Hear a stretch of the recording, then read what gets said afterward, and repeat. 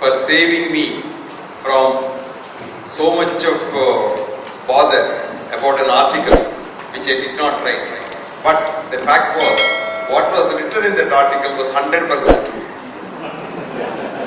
The article was all over the world and I was getting so much of hate mail, and at the same time an equal number, if not more, of fan mail, that was impossible till this beautiful lady wrote a note to me saying that this article of yours is very good, so give us permission to publish it. Then I said, I have not written that at all, how can I give you permission? But she did investigations to find out it was written by an activist in Bombay. We don't want to disclose his name. But that man in good faith put it on the internet. But somebody caught it and said, let us add this as's name so that it gets some credibility. So they added my name. So that's how it all happened. And I was, sometimes misfortunes bring good luck. This was one of those. I was able to get to know this lady without having met her. And I found she was a very good human being. I like good human beings, irrespective of who they are, what level they are.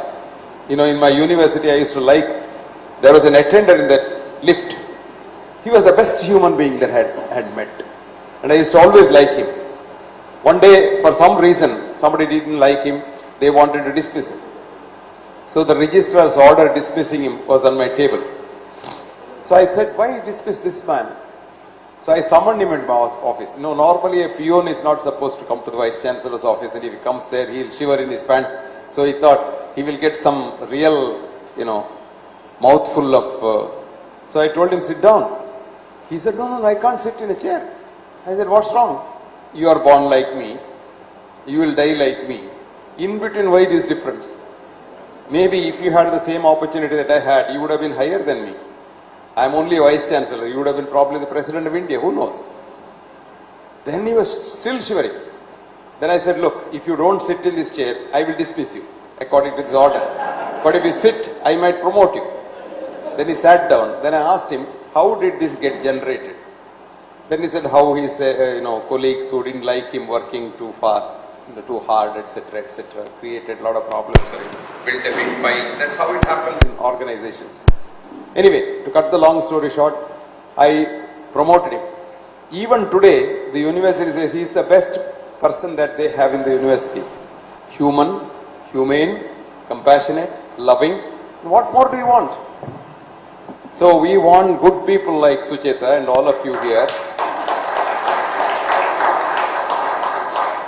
And I met her boyfriend today, another good human being. So, he's a nice, Basu is a nice man and he spoke so well about me. But all good people have good things to tell about others. So don't believe it. Now all these people have come here, do you know why? You have a problem. And the problem is, you are being schooled to believe that for every ill there is a pill. Right? Now if you read my article in the British Medical Journal, which can be got free on the internet, called There is no pill for every ill, but there is an ill following every pill. Did you get that? So don't be very, very enthusiastic in taking a tablet. A little while ago, I was lecturing at the Hinduja hospital. And their highest person, Sri Chand's daughter, was in the audience. So she came and said, Doctor, you see, when you have a fever, that crocin gives you so much of relief. You say, do you think that we should not take crocin? I told her it's a very good thing, lady, because you are schooled to believe that there's a quick fix already. Now, fever is not your enemy. Fever is your friend. Fever becomes your enemy because you view fever as your enemy. You want to kill the enemy. Any enemy you want to kill, right? No. You use the body in Jesus Christ's terminology. Love thy enemy. You love fever. Nadkardi Sahab or Kekri Sahab or Pai Madam will tell you, there was a time when we were students, we were producing fever to treat syphilis. Syphilis was a dreaded disease then. It was killing people. And it was like today's, whatever you want to call it, big diseases. We used to call it as syphilis and gonorrhea, where the Surgeon General of the whole thing. And what we used to do as students, boil milk from the milk vendor in the skin department and take it in a syringe and inject it to patients with neurosyphilis. Within about 5 minutes, that fellow will shiver, every muscle will shiver, and his temperature will go to about 106. And then it will come down. And it treats his.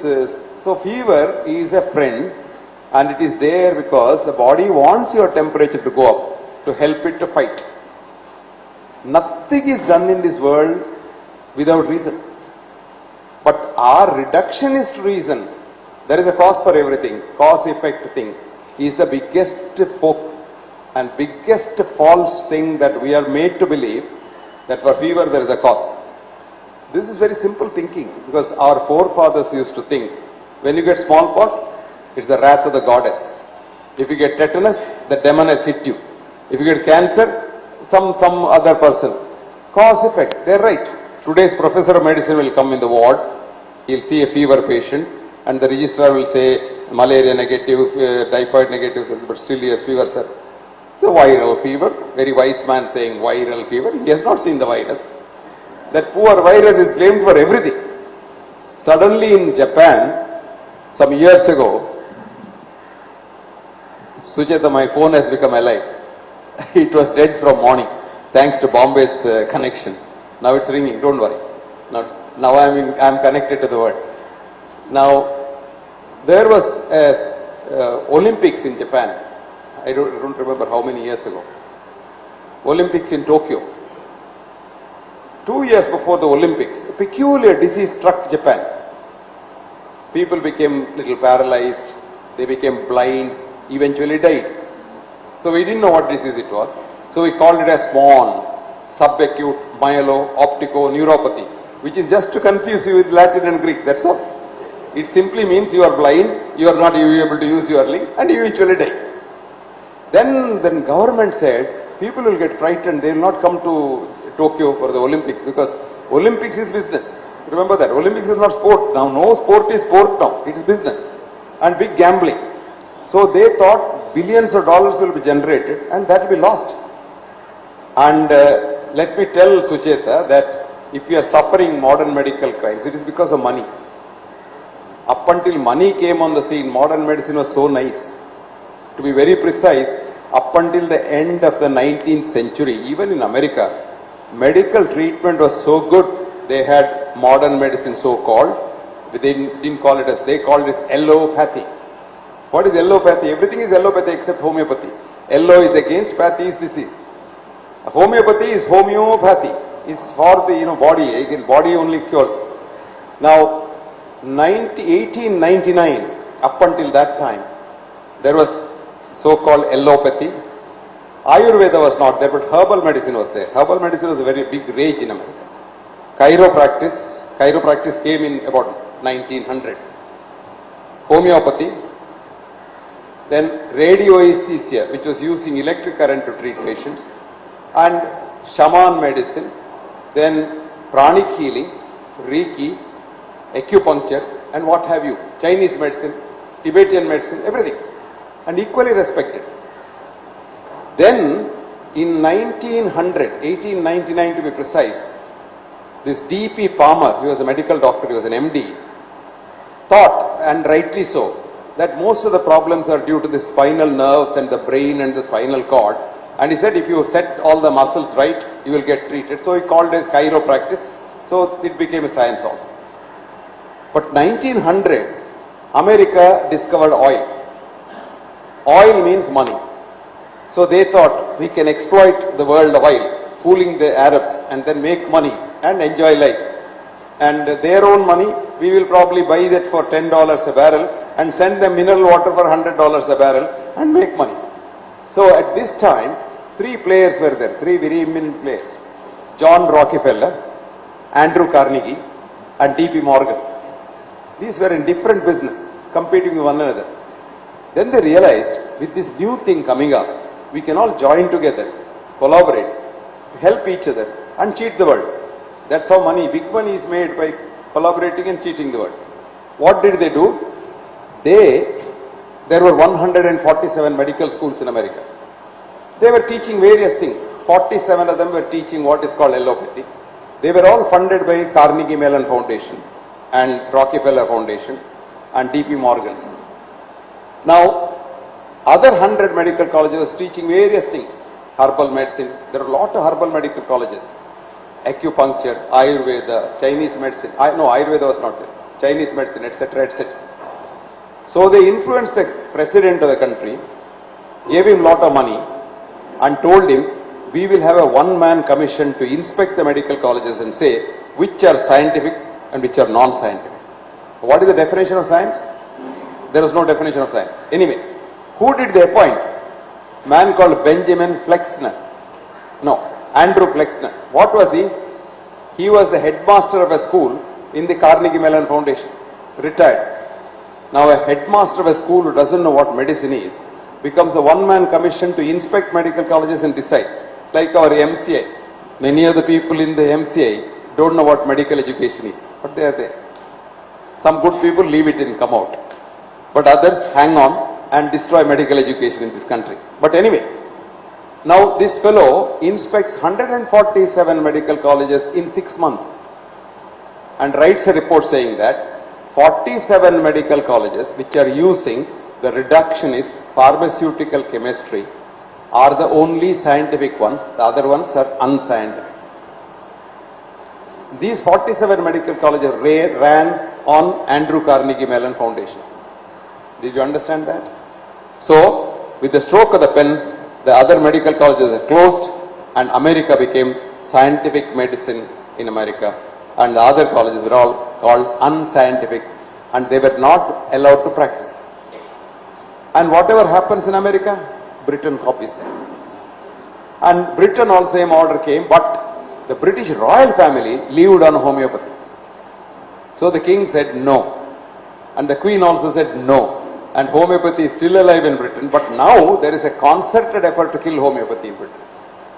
If any one of you is in the habit of reading English dailies, there's a paper called Guardian. On Tuesday, normally you get a large full-page cover by a young doctor called Goldacre.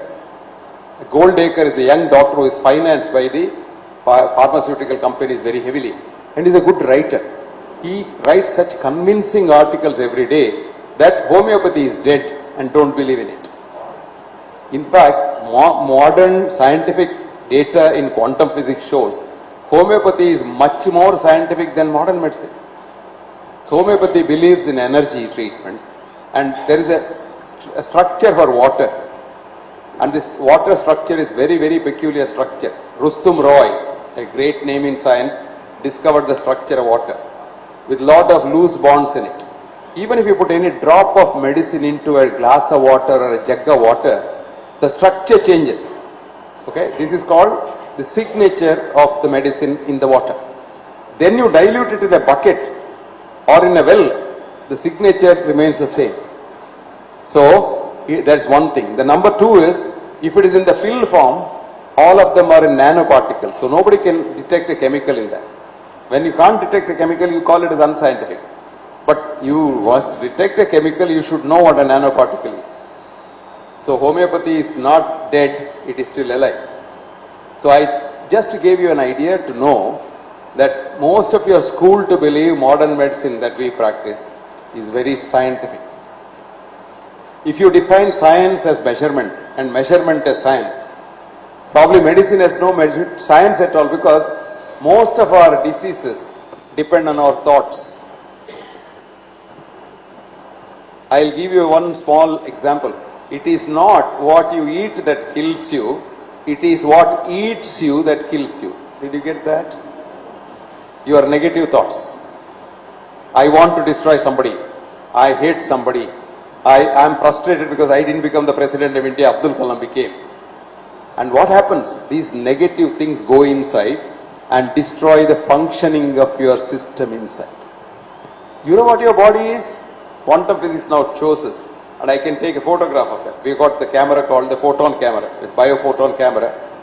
You are, each one of you is a happy colony of 50 to 100 trillion happy individual human beings, whom we call as body cells. Did you get that? You are a beautiful colony, madam, of, you must be about 75 trillion. Happy, loving human beings. We lived as a single cell human beings for millions of years. Then for economic reasons we thought collectively we are better off. We came together and we became a human being. And when we became a human being, this 50 trillion cells, each one was doing the work of a human being. Each one was shitting, each one was squeezing, each one was breathing, each one was eating, each one was working. Then they thought, why all this? Few of us can collect and do certain things. Like in society, with the Varna system, one man will think and do something, he becomes a Brahmin. Another man will clean the place, he becomes a cleaner. And the third man will do only dalal and become collect money. Not Sucheta, because she is against money. But all other dalals are dalaling money. Now, and like this. Now, instead of that, so they formed together and called themselves, we call themselves organs. And today modern medicine thinks human body is a machine like the motor car, which runs by the organs. It's called organ-based medicine. And we have now not doctors, we have no doctors at all. Very few doctors left. We have specialists.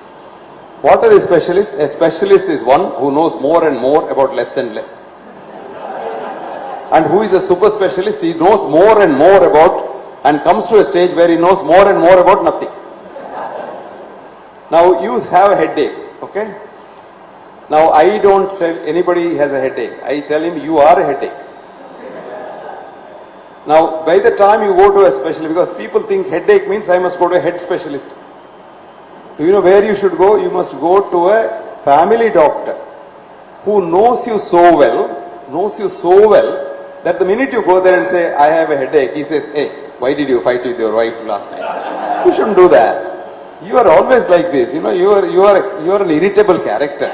Why don't you make peace with the, you go home and call your wife and say, honey, I love you. Because even if you love your wife, you periodically have to remind her. Otherwise she'll forget and you might forget.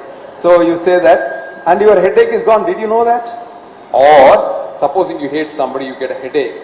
Just sit back and do a quiet anuloma viloma pranayama. Take a deep breath in, breathe out for a long time, and after about 5 breaths, you forget why you were angry in the first place. And you're so happy because the 5th breath when you breathing out for a long time, you start smiling. You just forget this word. And if there is a good doctor in India who is doing a lot of good, minus his political leanings, he is Ramdev. Not that he is teaching you scientific yoga, no, because he is doing commercial yoga, but he has created that awareness. And I thank you for that because millions have become aware of that. One day we were traveling together, he was going to have a big thing in New York, so I was also going for some lecture in New York. So he came to know me, so he came and sat and said, Dr. Saab, I have got a lot of data, you must help me to write up. Then I said, look, your data is so scattered and there's no documentation because you say you treated cancer, but there is no proof that it is cancer. I want you to have few engineers and some doctors and some laboratory. You authenticate it, write it, I'll tell you how to write it up as a scientific thing. And some secretary called Balakrishna Acharya said, give me your card, we will contact you, etc. They contacted me 3-4 times to come to Haridwar. But I said, do you have your thing computerized? I'll come. Otherwise, why should I come? Anyway, there I am told they are trying to do that. They've got a medical school there, they've got a university there. I hope something comes out of it because this is very good. So now we will start with, you are a colony of happy human beings. Did you understand that? And your cells love everyone else's cells. They talk to each other and they love one another. And this energy from your cell, which today we can trace, is called photon light energy. It's a very weak light and you can't see it with your eyes, but you can see it with a special camera. Not the crayon picture that you see halo around, that is old. This is inside the body. You can, if I photograph madam, I can see her cells, all of them smiling and laughing and jumping about. When I see some of them are not happy, she has got a disease. So, wellness is happiness inside your system. Illness is unhappiness inside your system. That's all the difference.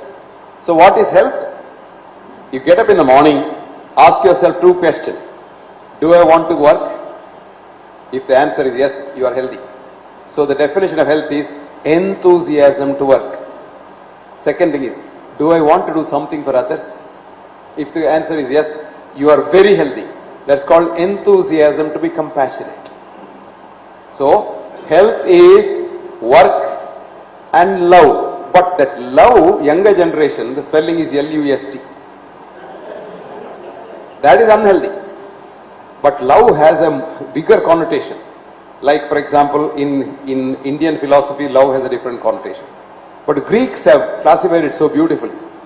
Simple love is called eros, erotic love. That is L-U-S-T. Then the next level is called phil. You are a PhD, doctor of philosophy. Phil is love, Sophia is wisdom. So if you love wisdom, you become a philosophy doctor. Then the third one is very important. That's called agape. Agape in Greek means universal compassion. You know, you simply love everything. Everybody. Your friend, yourself, your wife, your children, others, people think, plus your enemies also. I'll tell you a simple formula. If you're having some disease which doesn't get cured, quietly one day sit in the evening. Nobody should be there in the room. And write down whom all you have been hating. Just write down the list. You may think you don't hate anybody, but if you sit and concentrate, you get few names. Write it on the paper. And then think back. Why did I hate him? What was the problem?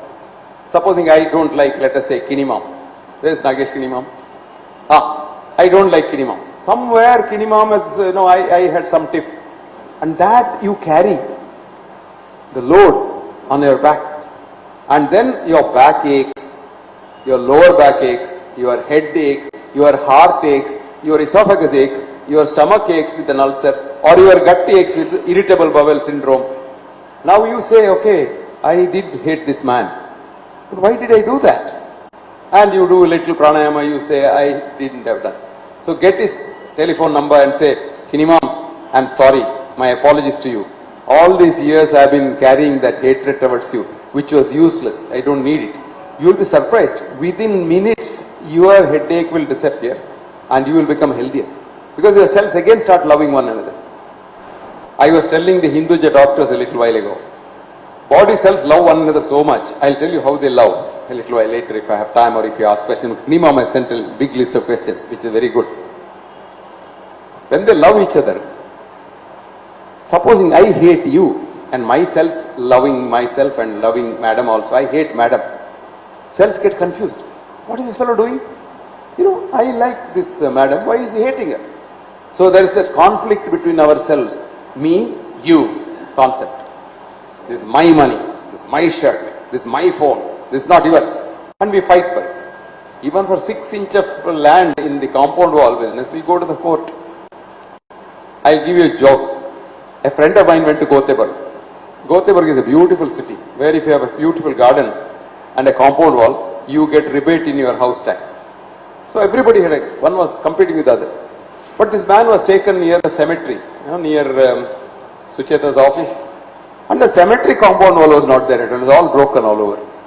The man was nonplussed. He asked the guide, your municipality, which prides in itself in keeping nice gardens and nice compound wall, has not bothered to spend a little money to keep a nice compound wall here. The man said, sir, the story is not complete. I said, what is the story? Those who are inside the cemetery cannot come out. Those who are outside do not want to go in. There is no dispute. Why have a compound wall? You get the point? So we are building compound wall around us and creating illnesses for us. So if you don't want to have a compound wall and illness, live in a compound wall less house. Your house is open to everybody. I wrote to Abdul Kalam and also this Nair fellow when they were trying to go to the moon. I said, why do you want to spend 100,000 crores of the taxpayers' money for sending somebody to moon or sending the spacecraft to the moon? You are not the first. There are 68 countries already have done it. And you can't live in there, because it will take another few hundred years for us to be able to live there. And you are not going to do anything there. On the contrary, today, I wrote to them, On the contrary, today, I wrote about 15 years ago, there are 67 million children in India born like you and me who are dying at a rate of 218 per hour for want of food. Want of food. And they suffer from a new disease which I wrote about 15 years ago called AIDS. You all heard about AIDS? Who has not heard about AIDS? How many of you have heard about AIDS? No one. Do you know why? AIDS has money behind it. AIDS has no money behind it. AIDS is such a small disease that only about 30 million people in the world have it. Here in India, we have 67 million people suffering from nutritional immune deficiency syndrome. All that you require is food, not oral polio vaccine, live polio vaccine. Because there is no protein inside, you will give live polio vaccine by the mouth and it can't produce any antibodies, and gastrointestinal tract itself is the headquarters of the immune system. So they mutate into very powerful P1, P3 system. And in India today, the wild virus has disappeared because we have given 30, 40 doses of virus to a poor child. But there are now enough cases of vaccine polio and children are dying. Do you know that? No. According to some estimate by a very senior scientist, about 27,000 children have so far had vaccine polio. Who bothers? Nobody bothers. You think the polio, AIDS is produced by HIV virus? Right, no? Here, anybody doubts that? No. You doubt it? Good girl. Good girl. I want you to read a book written by the best professor of virology in the world. His name is Peter Duesberg. Write down the name. Peter Duesberg. D-U-E-S-B-E-R-G. And the book's name is Inventing the AIDS Virus. What's the name? Inventing the AIDS Virus. And this book has don't read the book, it is very thick book, but buy it. Read the foreword. It has got 8-page foreword by a Nobel laureate who found out how to find viruses. And that's called the PCR test. All the deans will tell you that they have got the PCR kit in their college. Polymerase chain reaction kit. His name is Kary Mullis. What's the name? K-A-R-Y-M-U-L-L-I-S. Read that foreword in which he says, I quote, Peter and I, they are both working in Berkeley. Peter is the professor of virology and Kary is the professor of chemistry.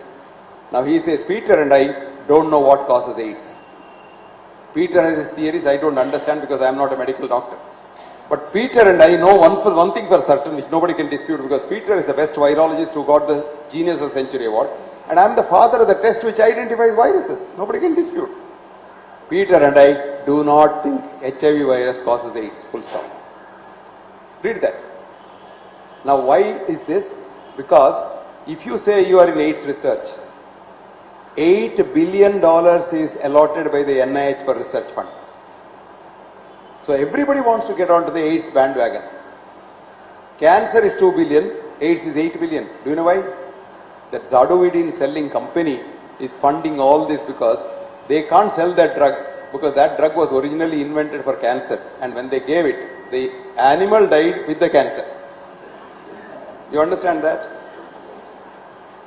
The animal also died. Anyway, today, man dying today is statistic in this world, and one of the probably the best method of reducing the population. I mean, population control.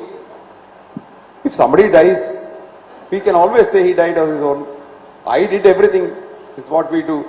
If a man survives, the doctors pulled him out of the jaws of death will be the headline in the moneylife.com tomorrow. If somebody dies, they did everything. You know, they had the best technology under the sun. But a man died, he was destined to die. You know, what can you do? That's what happens. When you succeed, you take the credit. When you are defeated, you blame God. God is very simple. Anybody can blame him. No problem at all. He doesn't come to fight with you. So it's always nice to. Now I didn't tell you about that swan. So there was a pressure on the scientists in Japan. We can't have postpone the Olympics. Find out the cause. Immediately, so many people came up, it's a viral disease. Because virus you don't see. No? So many papers, virus disease. One fellow came out with a fantastic idea. It's a Kuru-like slow virus. It slowly kills you. But there was one doctor, a good doctor, a very good family physician in Tokyo suburb. His name was Dr. Kano. Any family doctors here? This Kano fellow was keeping a record of every one of his patients. And he went through, he had about 10 patients with this man who died. And he went through the records and he found each one of these patients had taken a medicine for diarrhea, which was in India also at that time, called Mexaform. It's a quinoline derivative. And only those who took the Mexaform died of small. So he wrote a letter to the government saying that, why can't it be a drug reaction? Then they investigated and they found this is a drug reaction to Mexaform, and Mexaform was withdrawn, disease died a natural death. So there are a lot of diseases that we produce in this country and in the world, which we create the diseases. There is a nice book if you want to read. It's called Inventing Diseases. What's the book's name? Inventing Diseases. And the author is a professor in Germany. Only problem is this book is in German. So if you can buy the book and ask Sucheta to get it translated to English, it will be nice. I have a translation, but personal translation, it is in the internet only. I can't give it to you. It is patented by the. Now this book shows beautifully how we create one by one diseases. If you don't get that book, doesn't matter. Go to the internet. There is a journal like Sucheta's journal, which is free, called PLOS Medicine. PLOS. PLOS is Public Library of Science. Then medicine, small letter. PLOS medicine, you open the whole thing, is free. And then you say, Ray Moynihan, R-A-Y, M-O-Y, M-O-Y-N-I-H-A-N, Moynihan. This fellow is the editor-in-chief of the journal, and he has brought out a full issue on disease mongering. Disease mongering. We are selling diseases to the public because we want more people with disease. Supposing I am selling idlis in Bombay. I want even the Maharashtrians to take idlis in the morning. So I sell my idea that idli eating is very good. I have advertisements in the paper, television, and I show Amitabh Bachchan eating idli in the morning and saying, or Sachin Tendulkar saying, idli is strength and things like that. This is called disease mongering. So you drink a drink in the thing, which Amitabh Bachchan drinks, and then you get into disease, so you become a patient. So it's nice, isn't it? This is how we do. Now there is a new thing called disease creep. Disease is creeping on you. When I was young, when we were all young doctors, patient had chest pain, came to the hospital, then we diagnosed heart disease. You understand? Today, no. We go to the high school and then screen girls with an angiogram.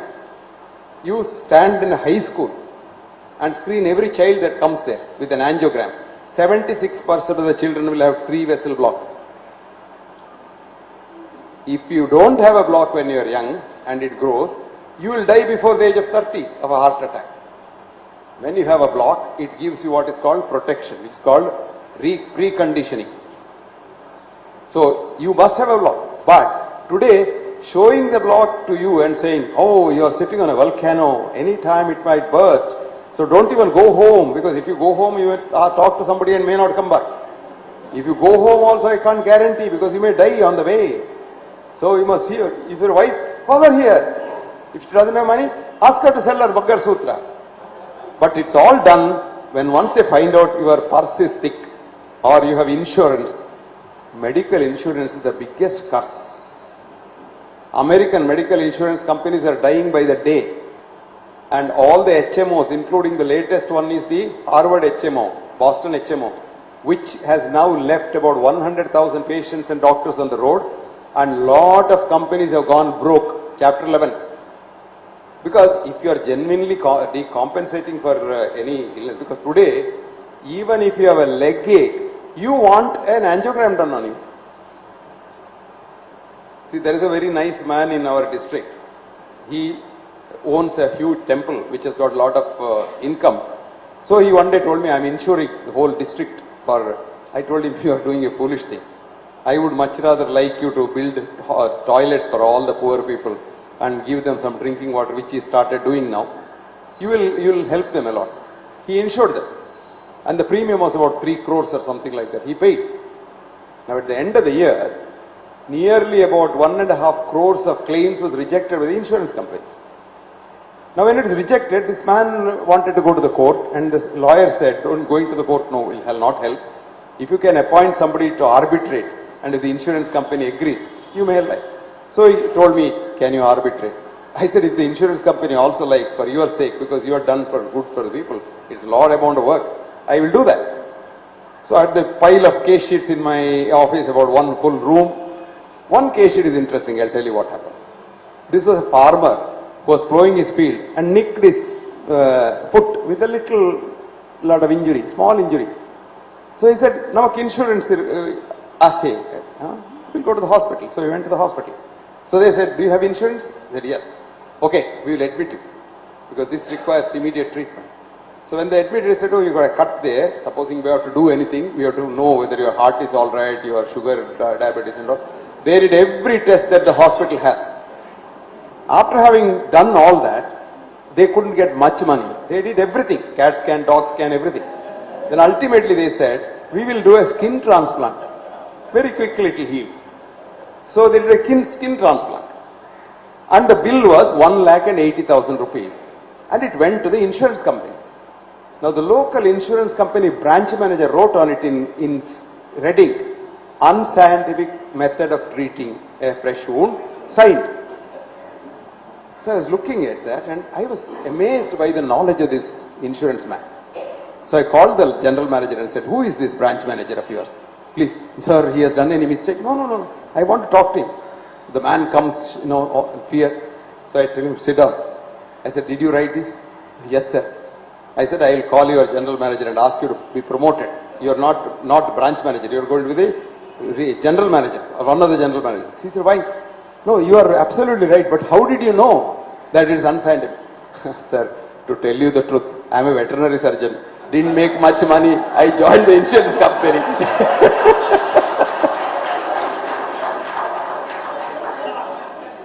So, don't get yourself medically insured. Because the best thing is, I'll tell you how to insure yourself. Ensure your health. That's the wellness. Don't insure against your disease.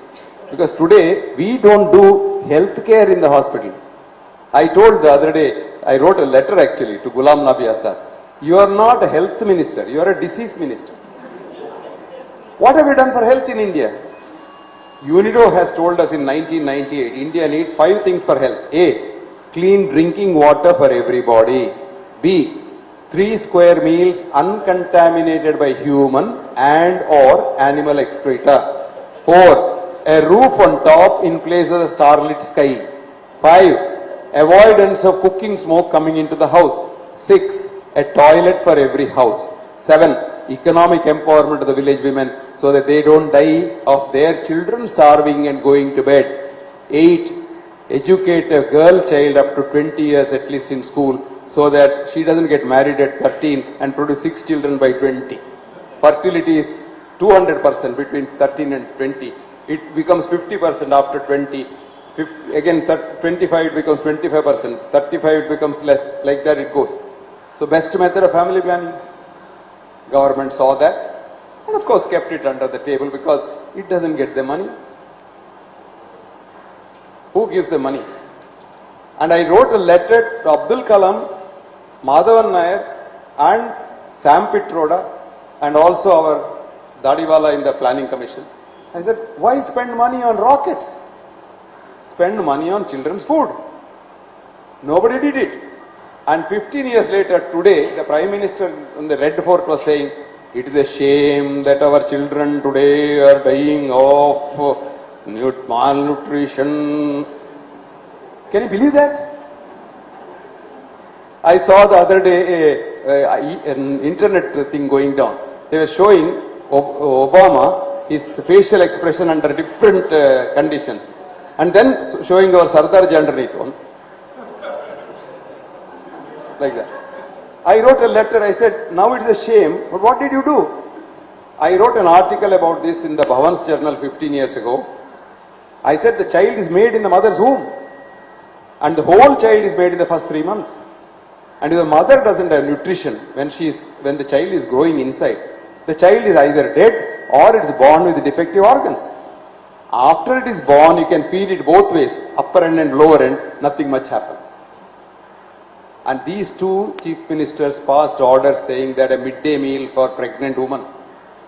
And I told them how to identify a village woman the day she stops her periods and then start giving this. I won't tell you the names because somebody might see this video and then label me as somebody. And I don't want. I have no political affiliations at all. I love humanity. I love humanity. So that's my affiliation. And I belong to what is called Tea Party. That's the party that we have. Now what is important is, if you can correct the nutrition of a mother, you beget a generation of healthy children. Look at the children otherwise. He's born with a small pancreas, a small hippocampus major, a small liver, a small heart, and a deformed intestine, etc., etc. Now this boy, he grows, let us say, to about 20 years, then starts working in the Gulf. There he'll be washing the road, but he will get to eat what? Meat cooked in the evening and some solid carbohydrate diet.